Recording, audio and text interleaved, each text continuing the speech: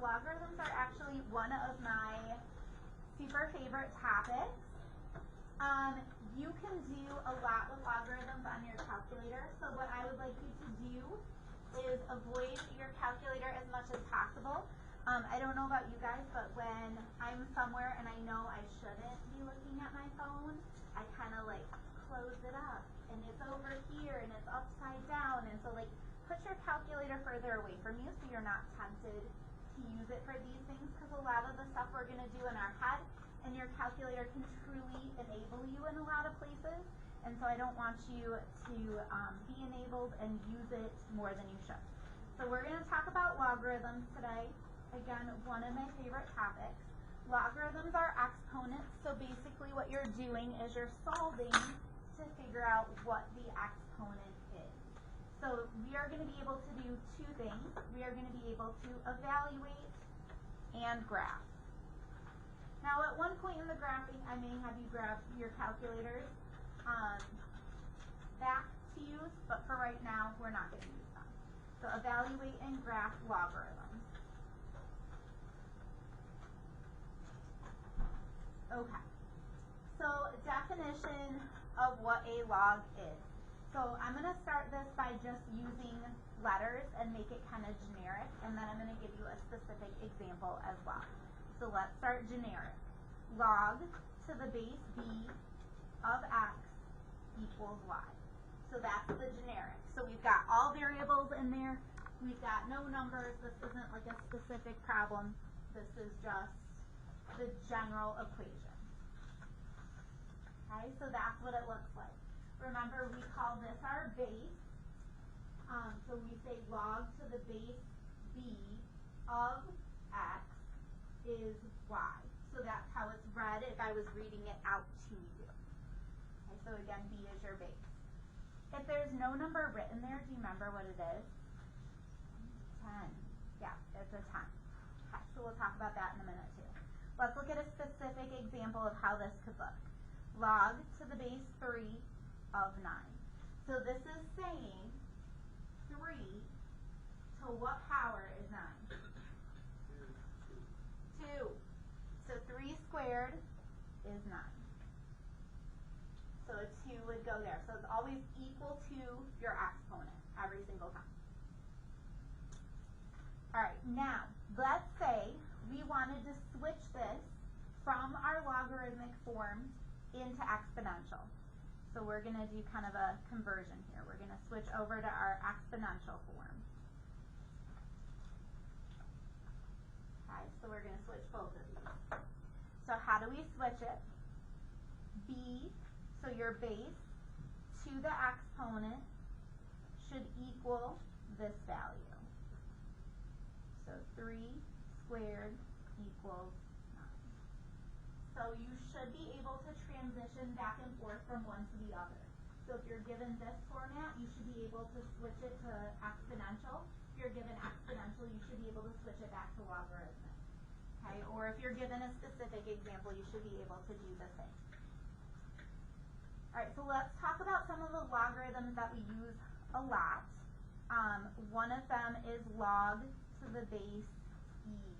Log to the base e gets used a ton. We call it the natural logarithm because remember, e is the natural number, so we call log to the base e the natural logarithm.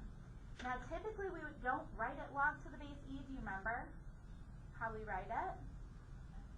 ln. And we write it usually in cursive because otherwise it looks like one n. So I will always write it in cursive. I don't use cursive a lot in my life unless I'm like signing my name to documents, but that is a spot where I will use cursive so that way you can tell that it is ln. Also, funny story, ready for a funny story? This will show you how much of an only child I am, and if you already had me for Algebra 2, you've probably heard me tell this story before, so I'm so sorry. So when I first got my graphing calculator back in, I'm going to go to 1998, before you were born. It's fine, that's where we are. I got my calculator and it was like brand new technology. So I got it in like my sophomore year and I was like, oh my gosh, look at this amazing calculator. We were so excited, it was amazing. And I got my calculator and I was like, Oh my gosh. And by the way, they had like etched our names on the back, so the school did like a bulk purchase and they bought calculators, and if you wanted to buy one you could get one. And so they had done like one of those engravers, right? And engraved our names on the back. And I was so excited and so proud of my new calculator. And I was looking at it and I was like, LM, I have my own button on the calculator. This is what an only child I was. I really thought, so my first name's Larissa, my middle name's Nicole. And so I really thought that this was like my button. I thought that it was like a special one and everybody had their own like, and that's not what it was. But that is the correct response. So anyways, this is obviously not that. This is your natural logarithm. Why do we call it LN instead of NL? I don't know. Maybe for me. I don't know. Who knows? But anyways. You're something. I am. That's my goal. Okay. Then, log to the base 10 is the logarithm we use most often. We call it the common logarithm. And so typically it's so common that we don't even write the base. So again, we call this the common logarithm. So again, where we don't even write the base because it's so common. Think about square roots. Do we know this is a square root? Even though there's no 2 here? Okay, same thing with this. It's base 10 even though there's no 10 there. It's the same thing, like it's the one we use the most. So it's the one that's the most common, so sometimes we just don't even write it. It almost goes without saying. Alright, let's look at some special properties and things that come up. If you have something, this is a little baby a. So if you have log to the base a of 1, so you're taking any base, it doesn't matter what a is, any base you can come up with, for the most part, of 1. So that's saying something to what power is 1. So that'll always be 0, except for 0 to the 0 power, so there's a little exception there. So whenever you have a 1 here that you're trying to get to and attain, the only way to get there is with a power of 0. If these numbers are a match, so let's say you have something like log to the base 4 of 4. So when these two numbers are a match, what is your answer always going to be? 1, right? So that's why this says 1. If you have log to the base a of a to the x, it'll always equal x. Let me show you an example of what that would look like. Let's say you had log to the base 3 of 3 to the 5th power. So that would be like thinking 3 to what power is equal to 3 to the 5th power? What power would I need? 5, right? So this would, if x were in this problem, x would be 5. Here, what's kind of cool, and that's real tiny. If you can read that, don't tell me, because I surely can't. If you have something like this, where you have a base down here that matches your base in the logarithm, they actually cancel out, and you're just left with x. So eventually when we get to solving, this is going to be something that benefits us and helps us solve logarithmic equations. So if you come across something where you have a base raised to a power, and the power is a logarithm, and the bases are a match, they can just cancel their way out.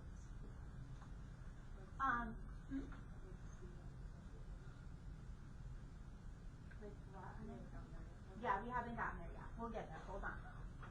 And then basically the same holds true with everything with natural logs. So they said it again for natural logs as well.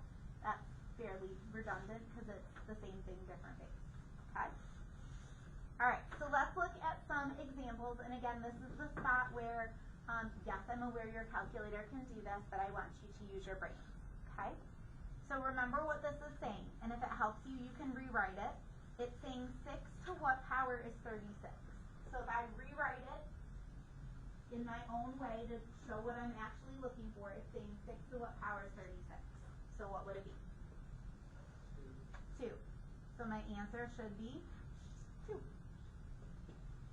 Alright. 10 to what power is the square root of 10? before we do that, let's think about one thing. The square root of 10 is the same as 10 to what power? 10 to the 1/2 power. So we're basically saying 10 to what power is the same as 10 to the 1/2 power? What would it be? 1/2. So that's basically using rule number 3, where these two were a match, and so your answer would just, for this one, be 5. Your answer for this one would be 1/2. Okay, again, if you have a base that matches the base in the exponent, these cancel, and so your answer here would just be 8. For this one, the first thing I would do, oh, I don't think this is how I meant, this one's wrong, hold on. This should be a 16, switch this to a 16, first of all. Not because we're doing any math, but because it should have been a 16. Okay, so we have log to the base of 16. Whenever you come across something that's written as a decimal, I like to switch it over to a fraction. So if I have base 16, then I've got 1/4 here, because 0.25 is the same as 1/4. Okay, we have two things going on. First thing, do you see how I've gone from a whole number to a fraction? Okay, to make that transition from a whole number to a fraction, or if they had been flipped and you were going fraction to whole number, you have to have a negative. Because remember, when you have a negative in your exponent position, it flips your fraction. Yes? Negative in your exponent flips your fraction. Okay, so we need the negative to bridge the gap here. So again, if you're going whole number to fraction, or fraction to whole number, we need a negative to help us bridge that gap. Second thing we need to think about, how do we get from 16 to 4? What exponent would do that? 1/2. Is the square root of 16 4? Yeah. So we need to square root it, and the square root as an exponent is 1/2. So there's a lot to digest in that one problem. Again, negative because we need to bridge the gap from a whole number to a fraction, and 1/2 because we need to square root 16 to get to 4. Alright, next one. Remember what this is saying. This is log to the base e of 1/e. So do you see how we went from a whole number? Now granted, it's an ugly irrational number, but do you see how we went from that to a fraction where it was in the denominator? Yes? Okay, so we need a negative, again, to bridge that gap. E to what power is e? 1. So the answer here would be -1. So again, if you need to basically find the reciprocal, -1. We could even probably add that to the properties up there, because that's something that will always be true. Alright, so we're going to do some similar math down here, where we're just evaluating. So 2 to the 5th power is x. So how could, do you see how I thought about that? 2 to the, remember this is your exponent. So 2 to the 5th power is equal to my x value. So 2 times 2, 4, right? Another 2 is 8, another 2 is 16, another 2 is 32. So x equals 32. So sometimes you will be solving for other pieces within the equation. 3 to what power is 243? Do we know? You don't know. No. So I know that 3 to the 4th is 81. So I think it's going to be to the what? 7. I don't think it's 7. I think it's 5. Okay, I'm going to take out my calculator. I know I said I couldn't. 3 to the 5th. It's one bigger. Okay, last one's kind of smudged here. So this is saying x, remember this is your exponent, to the 3 halves power equals 8. So one thing I like to do is if I come across a question and it's in a format and it looks confusing, I switch it to the other format. So do you see how I switched over to exponential here to try to make it a little bit more understandable? Okay, I want to undo the power because I'm trying to solve for x, right?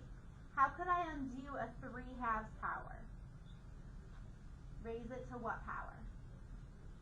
2/3.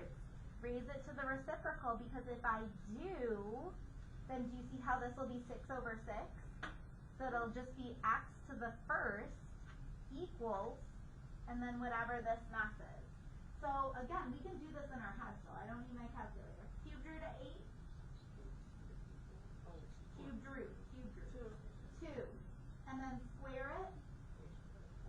4. So remember, or you could go the opposite way. You could also go 8 squared is 64, and then take the cubed root of 64 is 4. So you can go either route there.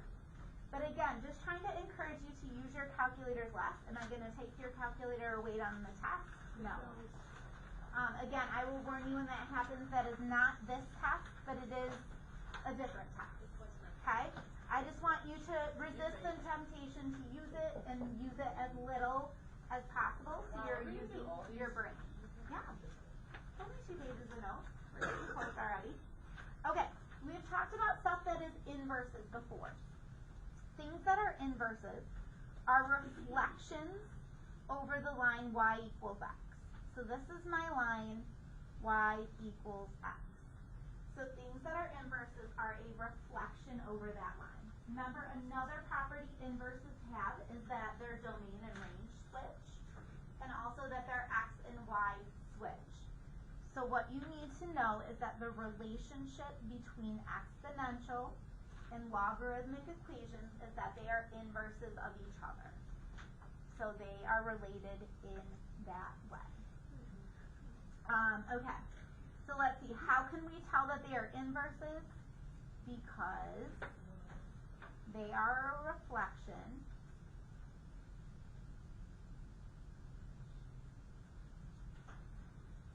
over y equals x. So if they're a reflection. They are a reflection. They really super are. They are a reflection over the line y equals x. Really wanted to emphasize. Yeah, it sounds like a seal. I don't know what's happening. Okay. So what are the inverse functions pictured? I didn't answer that one because, like, well, it says it right there. So those are my inverse functions right here. These two. These two are my inverse functions. How do I know that they're inverse functions? Because they are a reflection over y equals x. Show algebraically that these two are inverses of each other. Okay, so I'm going to start with log to the base a of x equals y. Do you see how I just basically rewrote this equation, but I flipped the y to the other side? Yep. Okay. So how do we find the inverse? So the first thing I'm going to do is I'm going to switch this into exponential form. And you could do this in the reverse order of how I'm doing it and still end up with the right answer. We'll talk more about that in a second. Let's switch over to exponential form. A to the what? Y equals x. So first switch it over into exponential form, and then to find the inverse, we switch x and y. So now we are going to switch, and I can't spell today. I don't know what's happening. We'll try that again. Switch x and y. So a to the x equals y. So do you see how when I switched to exponential form and then flipped my x and y, I got this equation? So that's the process of finding the inverse. And do you see how it matches my equation over there that we said was the inverse a minute ago? So it's almost like a little baby proof is the way to think of that, is we're just showing that it's true. Okay, and you could have done it the other way, so you could have switched x and y first and then gone into exponential form, and that also would have been fine. So what is the crucial step when finding the inverse? Switching x and y is the crucial step. Switching x and y. I know, I do a little bit too. Based on your response to question 4, what do you think happens to the domain and range? So if x and y switch, what's going to happen to your domain and range? They also switch. Yep, so if x and y switch, your domain and range switch. Because remember, your x is matched up to your domain and your y is matched up to your range. So if you're switching x and y, that in turn switches your domain and range. Okay, now I'm going to allow you to think about your calculators again while we graph. If you have new software, you are going to love life a little bit more than if you have old software. We're going to do a quick test right now to figure out which world it is that you live in. Ready? Okay, so turn on your calculator. And you may already know which world you live in, and that's fine. But we're going to just do a little check. Press your math button and arrow up. Does your screen look similar to mine? Yep. Do you see a capital letter A that says log base? Yep. Does anybody not have that?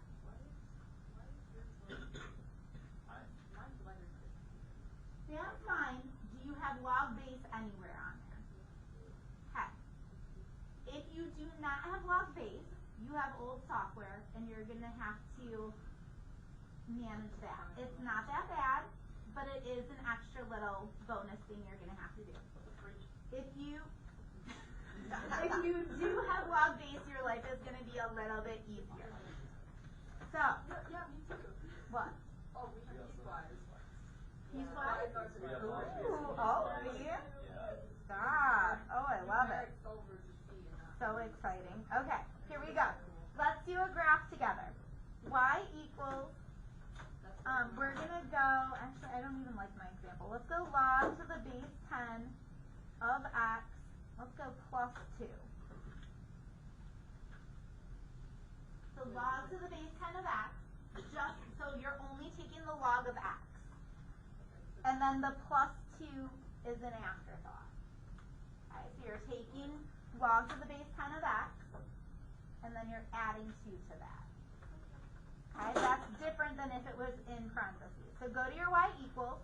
It doesn't matter if you have new software, old software. It doesn't matter. We're all going to be able to do this one. Ready?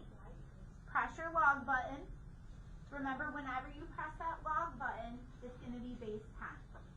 Okay, it doesn't magically know what log you need and put it in there. It's going to be base 10. Then we need that of x, close your parenthesis, plus 2. Okay, graph. Okay. Now, again, your calculator is not a high-def TV screen. This is actually hugging the y-axis and then coming up and going over. It doesn't look that way, but it is. Let's go to our table. Notice that we have error messages starting at 0. That's because we're going to have an asymptote at the y-axis. So just like we had an asymptote at the x-axis for our exponential graph, we have an asymptote at the y-axis for our logarithmic graph. Unless we have a translation that shifts it. It'll always be vertical, but it won't always be at the y-axis. So for example, if my graph had shifted to the left by 2, then my asymptote would shift with it. So the asymptote can shift left and right, but it will always stay a vertical line. So let's graph some points. We've got a point at over 1, up 1, 2. We can just pick some other stuff here because it's not going to be super nice. We'll go over 3, and we're up at about 2.5. And then we'll go over 1, 2, 3, 4, 5. We'll go over 5 because that's as far as we go, and even just a little bit higher to about 2.7. So this graph, even even though we can't see it, you need to know that this is true and graph it this way. It's going to hug the y-axis as it comes down, and then it's going to slowly go up and over. Alright, so let's talk about our domain and range and vertical asymptote. And just like before, I'm not going to say you have to do your domain and range in a certain form. So you can pick how you'd like to do those. So look at your domain. So remember, domain is left to right. No graph, no graph, no graph, no graph, no graph.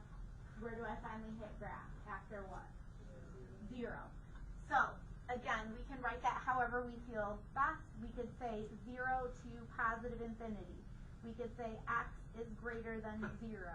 We could put it in set notation and say x such that x is greater than 0. So many options, as long as you write it correctly to match what's actually happening. Now, remember before, in the graphs we were doing, that our domain was all real numbers.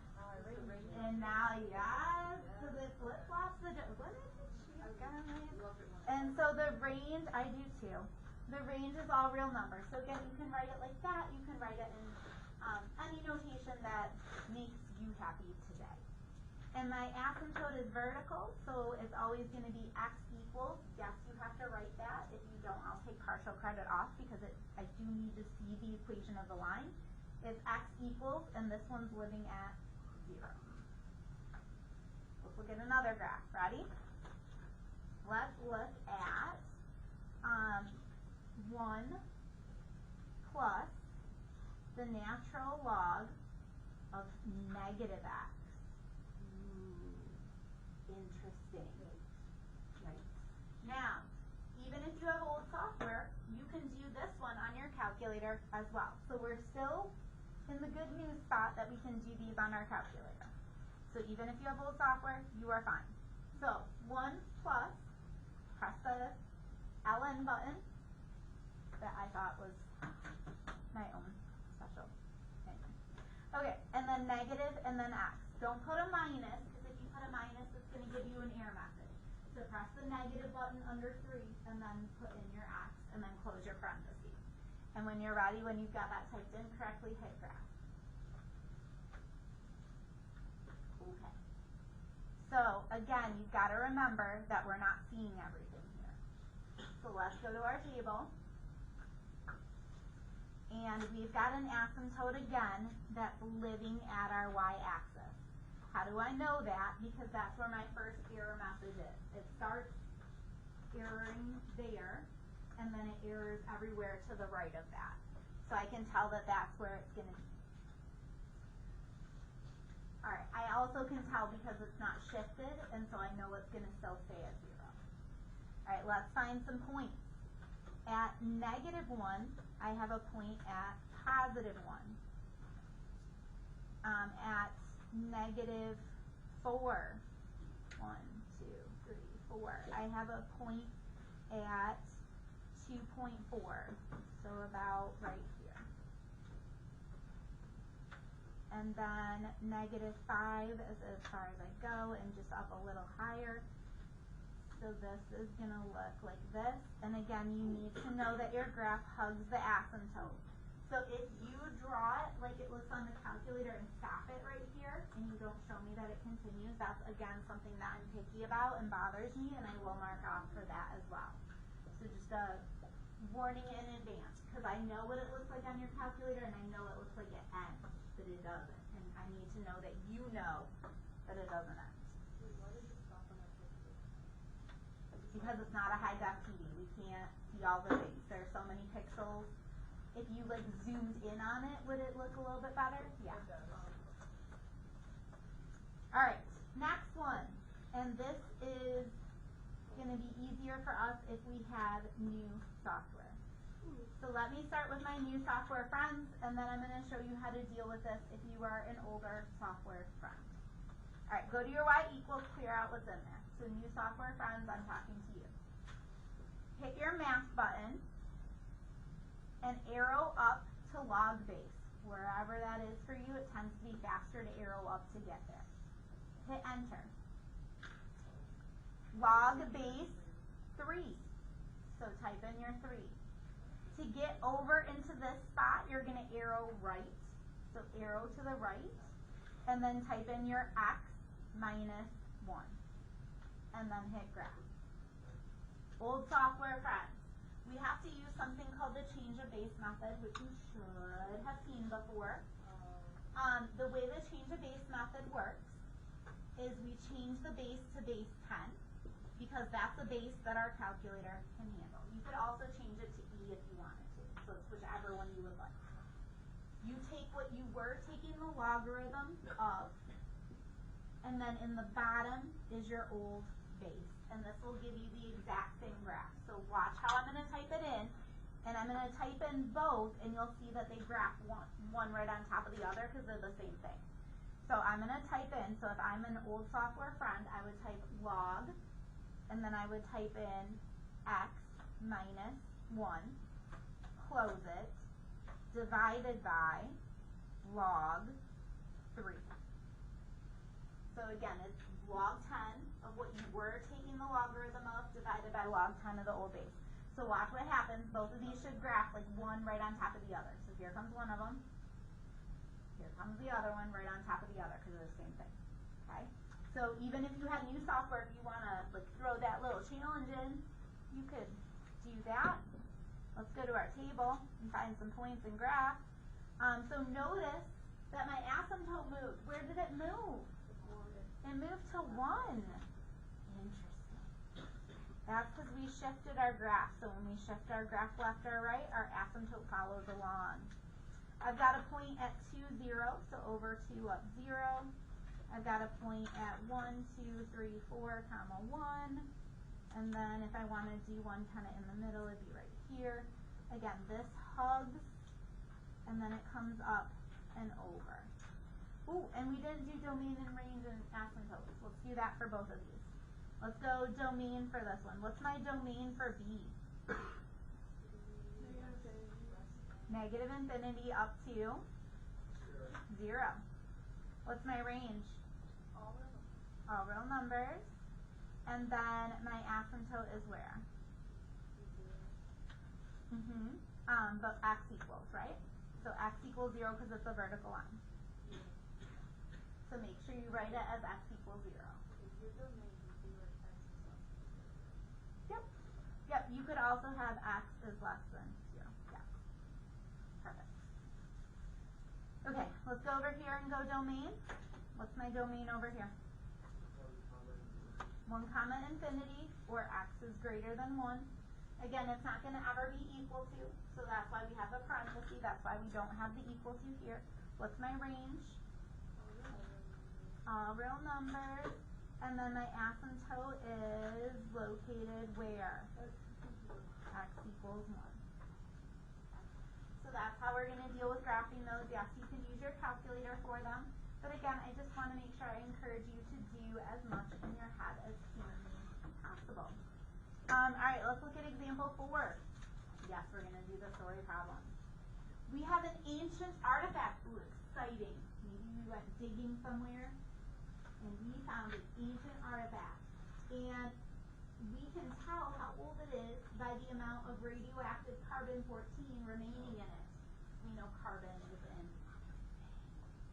So, D sub 0. Anytime you see sub 0, it's talking time 0. Okay, so we call it naught. D naught, or D sub 0 is always going to mean time 0. So like right at the beginning. Okay? So right at the beginning, the original amount of carbon-14 is something. And then the amount remaining over time can be modeled by this equation. Okay, so what we want to go ahead and calculate is we want to find, oh, we're not going to do it at X. And also it asks about bacteria, so that doesn't make sense with what we're doing. We want to find the age when 73% is remaining. So the question is, how old is the artifact when we have 73% of our carbon left? So, A equals, A is the amount of time that's gone by. So the amount of time that's gone by is equal to negative 8267 natural log. Do you see how it's being divided by what was there originally? So it's what it is now divided by what's there originally. So that's the same as a percent. So we would just put 0.73 in our parentheses. Because again, what you had now divided by what you had originally, that's a percent. So we're looking for this number. Can you just type that into your calculator? Yep, and this is one where I would say don't avoid the calculator because I can't even begin to think how we would try to do this in our head. So negative 8,267 ln 0.73. So about how many years would it take for 73% to be remaining? 2,601.7 years. And if we wanted to round to the nearest year, it'd be 2,602. So you kind of have to watch the question and what it's looking for and make sure that you're answering that. Okay. Your homework assignment, I don't have it on the backboard, but I do have it written down on this handy stick-it note up here. Assignment number 4, page 322, numbers 7 to 8, 14, 19 to 21, 41, 53, and 56. I'm going to have you start working on that, and I'm going to pass that test to give you plenty of time. Kind of thought we would, but I don't know. You never know where the journey will take us. So I wanted to make sure we had enough time before I got into that. Is journey your favorite word? Journey? I think lately it kind of has been. Also, one of my favorite bands from the 80s, as a side note. Love some Journey.